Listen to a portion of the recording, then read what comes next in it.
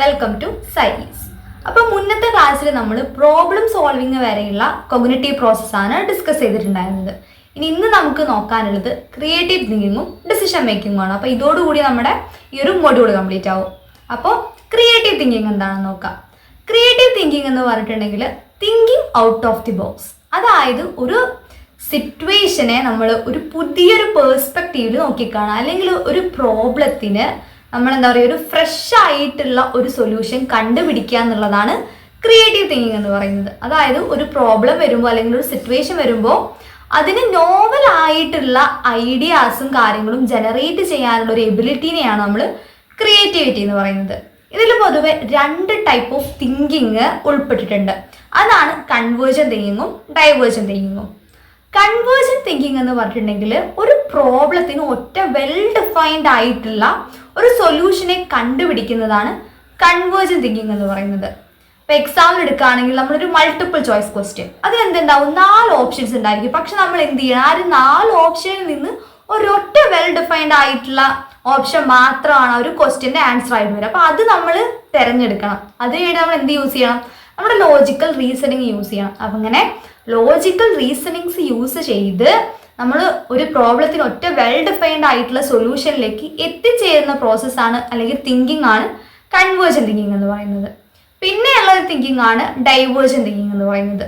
Divergent thinking ആണ് പൊതുവെ ഈ ഒരു ക്രിയേറ്റിവിറ്റിയുമായിട്ട് റിലേറ്റ് ചെയ്തിട്ടുള്ള തിങ്കിങ്. ഡൈവേർജൻ തിങ്കിങ് എന്ന് പറഞ്ഞിട്ടുണ്ടെങ്കിൽ ഒരു കാര്യത്തിന് ഒരു പ്രോബ്ലത്തിന് തന്നെ മൾട്ടിപ്പിൾ സൊല്യൂഷൻസുമായിട്ട് എന്താ പറയുക മൾട്ടിപ്പിൾ സൊല്യൂഷൻസിനെ കണ്ടുപിടിക്കുന്ന ഒരു തിങ്കിങ് ആണ് ഡൈവേർജൻ തിങ്കിങ് എന്ന് പറയുന്നത്.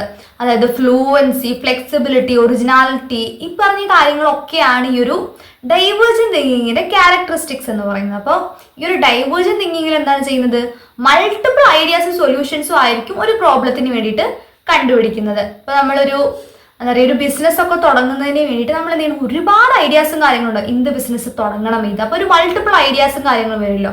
അപ്പോൾ അതൊക്കെയാണ് ഒരു ക്രിയേറ്റിവിറ്റിയുമായിട്ട് റിലേറ്റ് ചെയ്തിട്ടുള്ള തിങ്കിങ്. അപ്പോൾ അതാണ് ഡൈവേർജൻ തിങ്കിങ് എന്ന് പറയുന്നത്. ഇനി നമുക്ക് ക്രിയേറ്റിവിറ്റിയുടെ സ്റ്റേജസിലൂടെ പോകാം. അതായത് ഒരു ക്രിയേറ്റീവ് തിങ്കിങ് നടക്കണമെങ്കിൽ അതൊരു സ്റ്റേജിലൂടെയാണ് കടന്നു പോകുന്നത്. അപ്പോൾ ആ സ്റ്റേജസ് ഏതൊക്കെയാണെന്ന് നോക്കാം. അതിൽ ഫസ്റ്റ് സ്റ്റേജ് ആണ് പ്രിപ്പറേഷൻ എന്ന് പറയുന്നത്. പ്രിപ്പറേഷൻ എന്ന് പറഞ്ഞിട്ടുണ്ടെങ്കിൽ നമ്മൾ എന്താ ഏറ്റവും ഫൗണ്ടേഷൻ സ്റ്റേജ് ആണ്, ക്രിയേറ്റിവിറ്റിയുടെ ഒരു ഫൗണ്ടേഷൻ സ്റ്റേജ് ആണ് ഒരു പ്രിപ്പറേഷൻ എന്ന് പറയുന്നത്. അതായത് നമുക്കൊരു പ്രോബ്ലം ഉണ്ട് ഇപ്പോൾ, അല്ലെങ്കിൽ എന്തെങ്കിലും ഒരു കാര്യം കണ്ടുപിടിക്കണം. അപ്പോൾ ആ ഒരു കാര്യത്തിനെ കണ്ടുപിടിക്കുന്നതിന് വേണ്ടിയിട്ട് നമ്മൾ എന്ത് ചെയ്യണം, അതിന് ആ ഒരു പ്രോബ്ലത്തിന് സോൾവ് ചെയ്യുന്നതിന് വേണ്ടിയിട്ടുള്ള സൊല്യൂഷൻസിനെയും ഇൻഫോർമേഷൻസിനും ഒക്കെ ഇങ്ങനെ ഗ്യാദർ ചെയ്തുകൊണ്ടിരിക്കുന്ന ഒരു പ്രോസസ്സാണ് പ്രിപ്പറേഷൻ സ്റ്റേജ് എന്ന് പറയുന്നത്. അതായത് ആ പ്രോബ്ലം എന്താണ്, അപ്പം അതിനെക്കുറിച്ചുള്ള നോളജ്, അങ്ങനെ എല്ലാ കാര്യങ്ങളെയും നമ്മളിങ്ങനെ അതിനെ പറ്റിയുള്ള എല്ലാ ഇൻഫോർമേഷൻസിനെയും ഗ്യാദർ ചെയ്യുന്ന ഒരു സ്റ്റേജാണ് പ്രിപ്പറേഷൻ എന്ന് പറയുന്നത്. പിന്നെയുള്ള ഒരു സ്റ്റേജ് ആണ് ഇൻക്യുബേഷൻ എന്ന് പറയുന്നത്. ഇൻക്യുബേഷൻ എന്ന് പറഞ്ഞിട്ടുണ്ടെങ്കിൽ നമ്മൾ ഈ ഒരു ഫസ്റ്റ് സ്റ്റേജ് ആയിട്ടുള്ള പ്രിപ്പറേഷനിൽ എന്ത് ചെയ്തിട്ടുണ്ടായിരുന്നു, ഈ ഇൻഫോർമേഷൻസിനെയും കാര്യങ്ങളൊക്കെ നമ്മളിങ്ങനെ ഗ്യാദർ ചെയ്തു. ആ ഒരു നമ്മുടെ പ്രോബ്ലം എന്താണെന്നുണ്ടെങ്കിൽ അതിനെ ബേസ് ചെയ്തിട്ടുള്ള എല്ലാ ഡാറ്റാസും ഇൻഫോർമേഷൻസും ഇങ്ങനെ ഗ്യാദർ ചെയ്ത് വെച്ചു. അതാണ് നമ്മൾ പ്രിപ്പറേഷനിൽ ചെയ്തത്. പിന്നെയുള്ളതാണ് ഇൻക്യുബേഷൻ. ഇൻക്യുബേഷൻ സ്റ്റേജിൽ നമ്മൾ എന്ത് ചെയ്യും, കോൺഷ്യസ് ആയിട്ട് എപ്പോഴും ആ ഒരു പ്രോബ്ലത്തിനെ കുറിച്ച് ചിന്തിച്ചുകൊണ്ടിരിക്കില്ല. പക്ഷെ നമ്മുടെ ബ്രെയിൻ എപ്പോഴും എന്താണ്, ബാക്ക്ഗ്രൗണ്ടിൽ നമ്മുടെ സബ് കോൺഷ്യസ് മൈൻഡിൽ എപ്പോഴും ആ ഒരു പ്രോബ്ലത്തിനുള്ള സൊല്യൂഷൻ കണ്ടുപിടിക്കാനുള്ള ഒരു എന്താ പറയുക ത്വരയിലായിരിക്കും. അപ്പോൾ നമ്മുടെ സബ് കോൺഷ്യസ് മൈൻഡിൽ എന്തുണ്ടാവും, അതാണ് ഇൻക്യുബേഷൻ എന്ന് പറയുന്നത്. ഇൻക്യുബേഷനിൽ നമ്മൾ കോൺഷ്യസിൽ എപ്പോഴും നമ്മൾ അതിനെക്കുറിച്ച് ആലോചിക്കൊന്നുമില്ല, ആ പ്രോബ്ലത്തിനെ ഇങ്ങനെ സോൾവ് ചെയ്യാമെന്നും. പക്ഷേ നമ്മുടെ സബ് കോൺഷ്യസ് മൈൻഡ് എപ്പോഴും എന്തായിരിക്കും, ആ ഒരു പ്രോബ്ലത്തിനുള്ള സൊല്യൂഷൻ കണ്ടുപിടിക്കുന്നത് എങ്ങനെയാണെന്ന് നോക്കി നടക്കുകയായിരിക്കും. പിന്നെയുള്ള തേർഡ് സ്റ്റേജ് ആണ് ഇല്യൂമിനേഷൻ എന്ന് പറയുന്നത്. ഇല്യൂമിനേഷൻ ആണ് പൊതുവെ നമ്മൾ ഈ ആഹാ മൊമെന്റ് എന്നൊക്കെ പറയുന്നത്. അതായത് പെട്ടെന്ന് മൈൻഡിലേക്ക് ഒരു കാര്യത്തെ വരുന്നതാണ്. അതായത് നമ്മൾ പറഞ്ഞു ഇൻക്യുബേഷൻ സ്റ്റേജിൽ നമ്മുടെ സബ് കോൺഷ്യസ് മൈൻഡ് ഇങ്ങനെ ഓരോ അതിനുള്ള സൊല്യൂഷൻസ് തേടിക്കൊണ്ടിരിക്കുകയാണ്. അപ്പോൾ ഈ ഒരു ഇല്യൂമിനേഷൻ സ്റ്റേജിലേക്ക് എത്തുമ്പോൾ എന്താണ്, പെട്ടെന്ന് നമ്മുടെ സബ് കോൺഷ്യസ് മൈൻഡിൽ ഇങ്ങനെ കറങ്ങി കഴിഞ്ഞിട്ട് നടക്കുന്ന ഒരു കാര്യത്തിന് പെട്ടെന്ന് നമ്മുടെ കോൺഷ്യസ് മൈൻഡിലേക്ക് വരും. ആഹാ അങ്ങനെ ഇതൊക്കെ കൊള്ളാലോ, അത് നല്ലൊരു ഐഡിയ ആണല്ലോ എന്ന് പറഞ്ഞിട്ട് നമ്മുടെ മൈൻഡിലേക്ക് പെട്ടെന്ന് വരും. നമ്മൾ യുറേക്ക നമുക്ക് കേട്ടില്ലേ. അപ്പോൾ ആ ഒരു കാര്യമാണ് ഒരു ഇല്യൂമിനേഷൻ സ്റ്റേജിൽ, അതായത് ആഹാ മൊമെന്റ്. നമുക്ക് പെട്ടെന്നായിരിക്കും നമ്മുടെ കോൺഷ്യസ് മൈൻഡിലേക്ക് അതിനുള്ളൊരു സൊല്യൂഷൻ വരുന്നത്. പിന്നെയുള്ള ഫൈനൽ സ്റ്റേജ് ആണ് വെരിഫിക്കേഷൻ. അതായത് ഇപ്പം നമുക്ക് മൈൻഡിലേക്ക് ഒരു ഐഡിയ വന്നു, അതായത് ഒരു സൊല്യൂഷൻ കിട്ടിക്കഴിഞ്ഞു നമുക്ക് നമ്മുടെ കോൺഷ്യസ് മൈൻഡിൽ. അപ്പൊ ആ ഒരു കിട്ടിക്കഴിഞ്ഞ സൊല്യൂഷനെ നമ്മൾ വെരിഫൈ ചെയ്യാണ്. ഓക്കെ, അത് പ്രാക്ടിക്കബിൾ ആണോ, അതിന്റെ ഫീസിബിലിറ്റി എത്രത്തോളം ഉണ്ട്, അതുപോലെ അതിന്റെ വാലിഡിറ്റി എത്രത്തോളം ഉണ്ട് എന്നൊക്കെയുള്ള കാര്യങ്ങള് നമ്മളത് ഇവാലുവേറ്റ് ചെയ്യുന്ന പ്രോസസ്സാണ് ഈ ഒരു സ്റ്റേജിൽ വരുന്നത്. അതേപോലെ ഇനിയിപ്പോൾ എന്തെങ്കിലും ഫർദർ എന്താ പറയുക അപ്ഡേഷൻസ് അല്ലെങ്കിൽ മോഡിഫിക്കേഷൻസ് ഒക്കെ ഒരു സൊല്യൂഷന് വരുത്തുകയെന്നുണ്ടെങ്കിൽ അങ്ങനെ സൊല്യൂഷൻസിന്റെ മോഡിഫിക്കേഷൻസ് ഒക്കെ വരുത്തിയിട്ട് ആ ഒരു കാര്യത്തിനെ ഇംപ്ലൈ ചെയ്യാണ് നമ്മൾ ഈ ഒരു സ്റ്റേജിൽ ചെയ്യുന്നത്. അപ്പൊ ഇതാണ് നമ്മുടെ ക്രിയേറ്റിവിറ്റിയുടെ സ്റ്റേജസ് എന്ന് പറയുന്നത്. ഇനി നമുക്ക് ഡിസിഷൻ മേക്കിംഗ് എന്താണെന്ന് നോക്കാം.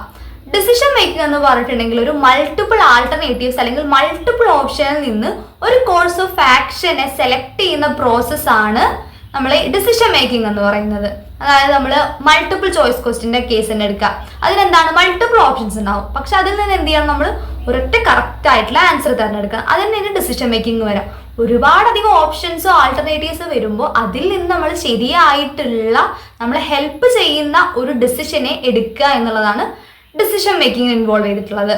അപ്പോൾ ഡിസിഷൻ മേക്കിങ്ങിൽ ഇമ്പോർട്ടൻ്റ് ആയിട്ടുള്ള റോൾ പ്ലേ ചെയ്യുന്ന ആളുകളാണ് നമ്മുടെ ഹ്യൂറിസ്റ്റിക്സും ജഡ്ജ്മെന്റ്സും. അപ്പൊ ഹ്യൂറിസ്റ്റിക്സ് എന്താണെന്ന് നോക്കാം. ഹ്യൂറിസ്റ്റിക്സ് എന്ന് നമ്മൾ മുന്നത്തെ ക്ലാസ്സിലൊക്കെ ഡിസ്കസ് ചെയ്തിട്ടുള്ളതാണ്. ഹ്യൂറിസ്റ്റിക്സ് എന്ന് പറഞ്ഞിട്ടുണ്ടെങ്കിൽ എന്താണ്, മെന്റൽ ഷോർട്ട് കട്ട്സ് ആണ്, റൂൾ ഓഫ് തമ്പ് ആണെന്നൊക്കെയുള്ള കാര്യങ്ങൾ നമ്മൾ ഡിസ്കസ് ചെയ്തിട്ടുണ്ട്. അതായത് ഒരു പ്രോബ്ലത്തിന് ഒരു പെട്ടെന്ന് ഒരു സൊല്യൂഷൻ കണ്ടുപിടിക്കണം എന്നുണ്ടെങ്കിൽ നമ്മൾ യൂസ് ചെയ്യുന്നതാണ് ഹ്യൂറിസ്റ്റിക്സ് എന്ന് പറഞ്ഞിട്ടുള്ളത്. ഇങ്ങനെ പെട്ടെന്ന് ഒരു സൊല്യൂഷനിലേക്ക് എത്തിച്ചേരുന്നതുകൊണ്ട് തന്നെ എന്താണ്, എറേഴ്സ് ഉണ്ടാകാനും ചാൻസ് കൂടുതലാണ് ഈ ഒരു ഹ്യൂറിസ്റ്റിക്സിൽ. അതുപോലെ തന്നെ നമ്മളെ പാസ്റ്റ് എക്സ്പീരിയൻസ് വെച്ചിട്ടാണ് നമ്മൾ ഈ ഒരു ഹ്യൂറിസ്റ്റിക്സ് ഒരു കാര്യത്തിൽ യൂസ് ചെയ്യുന്നത്. അതായത് ഒരു സിമിലർ എക്സ്പീരിയൻസ് നമുക്ക് പാസ്റ്റിൽ ഉണ്ടായി, അപ്പൊ ആ ഒരു എന്താ പറയുക സിറ്റുവേഷൻ നമുക്ക് വീണ്ടും ഉണ്ടാവുകയാണെന്നുണ്ടെങ്കിൽ അതിനെ ബേസ് ചെയ്തിട്ടായിരിക്കും നമ്മൾ ഈ ഒരു ഹ്യൂറിസ്റ്റിക്സ് അല്ലെങ്കിൽ ആ ഒരു പ്രോബ്ലത്തിനെ സോൾവ് ചെയ്യുന്നതിന് വേണ്ടി നോക്കാം. അതാണ് ഹ്യൂറിസ്റ്റിക്സ് എന്ന് പറയുന്നത്. ഹ്യൂറിസ്റ്റിക്സിൽ തന്നെ ഇമ്പോർട്ടൻ്റ് ആയിട്ട് നമ്മൾ പറയുന്ന 3 കാര്യങ്ങളുണ്ട്. അതായത് കോമൺ ആയിട്ട് കണ്ടുവരുന്ന കുറച്ച് ഹ്യൂറിസ്റ്റിക്സ്. അതിലൊന്നാണ് അവൈലബിലിറ്റി ഹ്യൂറിസ്റ്റിക്സ്. അവൈലബിലിറ്റി ഹ്യൂറിസ്റ്റിക്സ് എന്ന് പറഞ്ഞിട്ടുണ്ടെങ്കിൽ ഒരു ഇൻഫോർമേഷൻ നമുക്ക് എത്രത്തോളം അവൈലബിൾ ആണെന്നുണ്ടെങ്കിൽ അതിനനുസരിച്ച് നമ്മൾ കാര്യങ്ങൾ എടുക്കുന്നതാണ് അവൈലബിലിറ്റി ഹ്യൂറിസ്റ്റിക്സ് എന്ന് പറയുന്നത്. അതായത് പൊതുവെ നമുക്കറിയാം, നമുക്കൊരു എന്താ പറയുക ഫ്ലൈറ്റിൽ യാത്ര ചെയ്യാൻ കൂടുതൽ പേടിയായിരിക്കും ഒരു കാറിൽ ഒരു യാത്ര ചെയ്യുന്നതിനെക്കാട്ടിലും.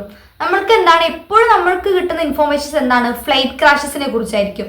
കാരണം കാർ ക്രാഷസ് വളരെ കോമൺ ആണെന്നുണ്ടെങ്കിൽ എപ്പോഴും നമുക്ക് ഭയങ്കര വിവിഡായിട്ട് നമ്മുടെ മെമ്മറിയിൽ നിൽക്കുന്ന ഒന്നായിരിക്കില്ല കാർ ക്രാഷസ്. പക്ഷെ ഫ്ലൈറ്റ് ക്രാഷസ് എന്തായിരിക്കും, ഭയങ്കര വിവിഡായിട്ട് നമ്മുടെ മൈൻഡിൽ എപ്പോഴും നിൽക്കുന്ന ഒരു എന്താ പറയുക മെമ്മറി അല്ലെങ്കിൽ ഒരു ന്യൂസ് ആയിരിക്കും ഈ ഒരു flight crashes.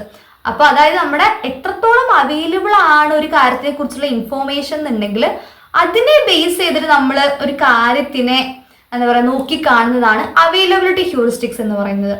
Even though flight ക്രാഷസിനെക്കാട്ടിലും കൂടുതലാണ് കാർ ക്രാഷസ് എന്നുണ്ടെങ്കിൽ പോലും നമ്മൾ എന്ത് ചെയ്യും, ഒരു ഫ്ലൈറ്റിൽ ട്രാവൽ ചെയ്യുമ്പോഴായിരിക്കും നമ്മൾ കൂടുതലായിട്ട് പേടിക്കുക ഒരു കാറിൽ ട്രാവൽ ചെയ്യുന്നതിനെക്കാട്ടിലും. അപ്പൊ അതാണ് അവൈലബിലിറ്റി ഹ്യൂറിസ്റ്റിക്സ് എന്ന് പറയുന്നത്.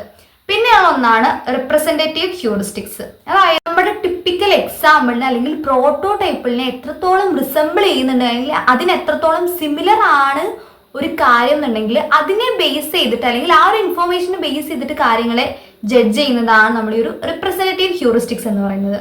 അതായത് ഞാനിപ്പോൾ വിചാരിക്കുകയാണ്, ഒരു കോളേജിൽ ഫസ്റ്റ് ബെഞ്ചിൽ ഒരു കുട്ടി വന്നിരുന്നു. ആ കുട്ടി എന്താണ്, കണ്ണടയൊക്കെ വെച്ചിട്ടുള്ളൊരു കുട്ടിയാണ്. നമുക്ക് പൊതുവെ എപ്പോഴും ഒരു പ്രോട്ടോടൈപ്പ് ഉണ്ടായിരിക്കും, കണ്ണട വെച്ച് ഫസ്റ്റ് ബെഞ്ചിൽ ഇരിക്കുന്ന കുട്ടി ഒരു പഠിപ്പിയായിരിക്കും എന്നുള്ളൊരു കാര്യം.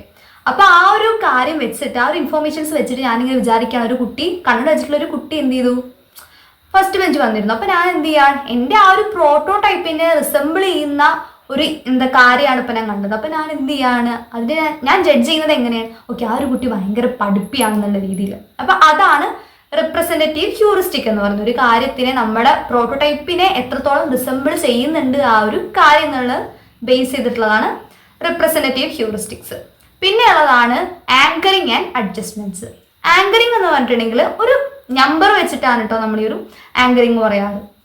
ആങ്കറിങ് ആൻഡ് അഡ്ജസ്റ്റ്മെന്റ്സ് പറയുകയാണെങ്കിൽ ഇപ്പം എക്സാമ്പിൾ വെച്ചിട്ട് അത് പറയാം. അതായത് നമ്മളിപ്പോൾ മിഠായി തെരുവ് പോയി, അവിടെ എന്ത് ചെയ്യാണ്, നമ്മൾ ഡ്രസ്സ് നോക്കാൻ പോയി. അപ്പോൾ ആ കടക്കാരെടുത്ത് ചോദിച്ചപ്പോൾ കടക്കാരൻ എന്ത് പറഞ്ഞു, ആ ഒരു ഡ്രസ്സിന് 1000 രൂപയാണെന്നുള്ള വില പറഞ്ഞു. അപ്പൊ ആ 1000 ആണ് അവിടുത്തെ ഇനീഷ്യൽ ആങ്കറിങ്. അതാണ് അവിടുത്തെ ആങ്കറിങ് പോയിന്റ് എന്ന് പറയുന്നത്. ആങ്കറിങ് പൊതുവെ നമ്മൾ നമ്പേഴ്സ് വെച്ചിട്ടാണ് ഇൻഡിക്കേറ്റ് ചെയ്യാറ്. അപ്പൊ അയാൾ പറഞ്ഞു എന്ത്, അതിന് 1000 രൂപയാണെന്ന് പറഞ്ഞു. അപ്പൊ നമ്മൾ എന്ത് ചെയ്യണം, അവിടെ അത് 1000-നുള്ള ക്ലോത്ത് ഒന്നും ഇല്ല എന്ന് പറഞ്ഞാൽ നമ്മൾ എന്ത് ചെയ്യണം, ഇതിങ്ങനെ വില പേശി നമ്മളിങ്ങനെ അഡ്ജസ്റ്റ് ചെയ്തുകൊണ്ടിരിക്കുകയാണ് ആ ഒരു ആങ്കറിങ് പോയിന്റിനെ. അപ്പൊ അതാണ് ആങ്കറിങ് ആൻഡ് അഡ്ജസ്റ്റ്മെന്റ് എന്ന് പറയുന്നത്. അതായത് 1000 എന്ന് പറഞ്ഞൊരു കാര്യത്തിൽ നമ്മൾ വില പേശി അഡ്ജസ്റ്റ് ചെയ്ത് ഒരു 500 എന്നുള്ള രീതിയിൽ ഇങ്ങനെ എത്തിക്കാം. അപ്പൊ അതാണ് ആങ്കറിങ് ആൻഡ് അഡ്ജസ്റ്റ്മെന്റ് എന്ന് പറയുന്നത്. നമുക്ക് നോക്കാനുള്ളത് ജഡ്ജ്മെന്റ് ആണ്. ജഡ്ജ്മെന്റ് എന്ന് പറഞ്ഞിട്ടുണ്ടെങ്കിൽ ഒരു ഇൻഫോർമേഷൻസിനെ എങ്ങനെയാണ് ഇവാലുവേറ്റ് ചെയ്യുന്നത്, അതുപോലെ തന്നെ നമ്മുടെ personal beliefs, experience, interest, preference, ഇതിനൊക്കെ ബേസ് ചെയ്തിട്ട് ഒരു ഡിസിഷൻ എടുക്കുന്ന പ്രോസസ്സിനെയൊക്കെയാണ് നമ്മൾ ജഡ്ജ്മെന്റ് എന്ന് പറയുന്നത്. ഈ ജഡ്ജ്മെന്റിന് വേരിയസ് ഫാക്ടേഴ്സ് അഫക്റ്റ് ചെയ്യുന്നുണ്ട്. ആ ഫാക്ടേഴ്സ് ആണ് conformation bias, framing effect, emotional influence എന്ന് പറയുന്നത്. ഈ കാര്യങ്ങളൊക്കെ നമ്മൾ മുന്നേ ഡിസ്കസ് ചെയ്തിട്ടുണ്ട്. ഈ ഒരു കൺഫോർമേഷൻ ബയസ് എന്ന് പറഞ്ഞിട്ടുണ്ടെങ്കിൽ നമുക്ക് എന്താ പറയുക, നമ്മളുടെ ഓൾറെഡി എക്സിസ്റ്റ് ചെയ്യുന്ന ബിലീഫിനെ കൺഫേം ചെയ്യുന്ന കാര്യങ്ങളെ മാത്രം സപ്പോർട്ട് ചെയ്യുന്ന അല്ലെങ്കിൽ അതിൽ മാത്രം വിശ്വസിക്കുന്ന ഒരു കാര്യമാണ് കൺഫോർമേഷൻ ബയസ്. ഈ ഒരു കൺഫോർമേഷൻ ബയസ് നമ്മുടെ ജഡ്ജ്മെന്റിനെ അഫക്റ്റ് ചെയ്യുന്ന ഒരു ഫാക്ടറാണ്.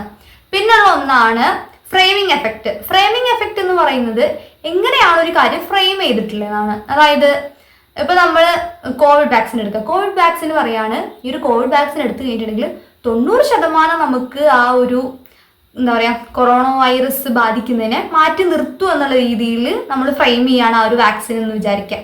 വേറൊന്ന് പറയാണ്, ഈ ഒരു വാക്സിൻ എടുത്തു കഴിഞ്ഞിട്ടുണ്ടെങ്കിൽ 10% ആളുകളും രക്ഷപ്പെടാൻ ചാൻസ് ഇല്ല എന്നുള്ള രീതിയിൽ നമ്മൾ അതിനെ ഫ്രെയിം ചെയ്യുകയാണെന്നുണ്ടെങ്കിൽ ആരിന് കൂടുതൽ വിശ്വസിക്കാൻ പോകുന്ന ഒരു 90% രക്ഷപ്പെടും എന്നുള്ളൊരു കാര്യമാണ്. ആ 10% രക്ഷപ്പെടില്ല എന്നുള്ള രീതിയിൽ ഫ്രെയിം ചെയ്യുന്നതിനെക്കാട്ടിലും. അപ്പൊ അതാണ് ഈ ഒരു ഫ്രെയിമിംഗ് എഫക്റ്റ് എന്ന് പറയുന്നത്. പിന്നെ അത് ഇമോഷണൽ ഇൻഫ്ലുവൻസസ് ആണ്. അതായത് നമ്മുടെ ഇമോഷൻസ് പലപ്പോഴും നമ്മുടെ ജഡ്ജ്മെന്റ്സിനെ ഇമ്പാക്ട് ചെയ്യാറുണ്ടെന്നുള്ള കാര്യമാണ് പറയുന്നത്. അപ്പൊ ഇത്രയും കാര്യമാണ് നമുക്ക് ഈ ഒരു കോഗ്നിറ്റീവ് പ്രോസസ് എന്ന് പറഞ്ഞിട്ടുള്ള മൊഡ്യൂളിൽ ഡിസ്കസ് ചെയ്യാനുള്ളത്. So that's it. Thank you.